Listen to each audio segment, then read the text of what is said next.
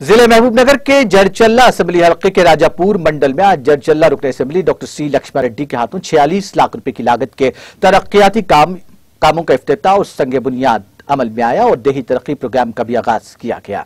बाद रुकन असेंबली लक्ष्मण रेड्डी ने खिताब करते हुए कहा कि तेलंगाना हुकूमत के सरकारी स्कीमात से इस्तेफादा हासिल करने की आवाम को जरूरत है। इस मौके पर बी शिवा कुमार, संगीत नाटक अकादमी चेयरमैन मिस्टर प्रभाकर रेड्डी, जिला DCMS चेयरमैन महबूबनगर, श्रीसालम मंडल TRS पार्टी राजापुर के अलावा मुकामी TRS पार्टी कायदीन की कसीर तादाद इस मौके पर मौजूद थी।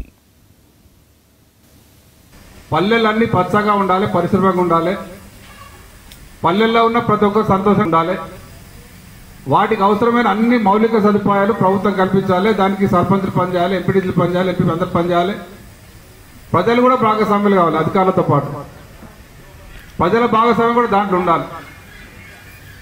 ఈరోజు మీరు చూస్తున్నారు గత మనకు ప్రభుత్వం వచ్చిన తర్వాత కొంత మెరుగైంది బాగా। హరితహారం కార్యక్రమం ప్రవేశపెట్టి ముఖ్యమంత్రి గారు చెట్లు పెంచాలి, చెట్లు ఎందుకు ఉండాలి?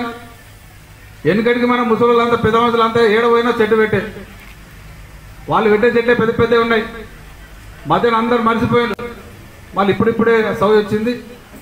మరి ముఖ్యమంత్రి హరితహారం కార్యక్రమం మొదలుపెట్టినప్పుడు చాలా మందికి అర్థం కాలే, ఇప్పుడు అందరికి అవగాహన వచ్చింది, ప్రతి ఒక్కరికి చెట్లు పెట్టడం మొదలైంది, దాంతోనే ఎక్కడ చూసినా చెట్లు కనిపిస్తున్నాయి। ఈ చెట్లు భవిష్యత్ తరాలకు పనికి వస్తాయి। ఈ అటవీ మరి ఇవన్నీతోని చాలా వరకు రోగాలు తగ్గుతున్నాయి, దోమలు తగ్గినాయి, నీళ్ళ ప్రాబ్లం పోయింది, మంచి రోగాలు కూడా తగ్గినాయి, దవాఖాన గోయ కూడా తక్కువైంది। RMP డాక్టర్లు మొత్తం మాకు పెన్షన్ రాలి అంటారు, ఇప్పుడు ఆ పరిస్థితి లేదు। ఇప్పుడు అందరికీ టైంకు నెల 2000 రూపాయలు పెన్షన్ వస్తున్నది। ఊళ్ళో ఎంతమంది కూడా అంతమంది ఎలిజిబుల్ ఉన్న అందరికి వస్తున్నది। ఈ మధ్యన ఈ 2 ఏళ్ళు కరోనా తరకు ఆలస్యమైంది, అక్కడక్కడ ఎవరైనా ఎలిజిబుల్ ఉన్న అప్లై చేసుకున్న వాళ్ళు కూడా కొంత భర్తలు చనిపోయిన కావచ్చు, ముసలి వాళ్ళకి కావచ్చు, కొంతమందికి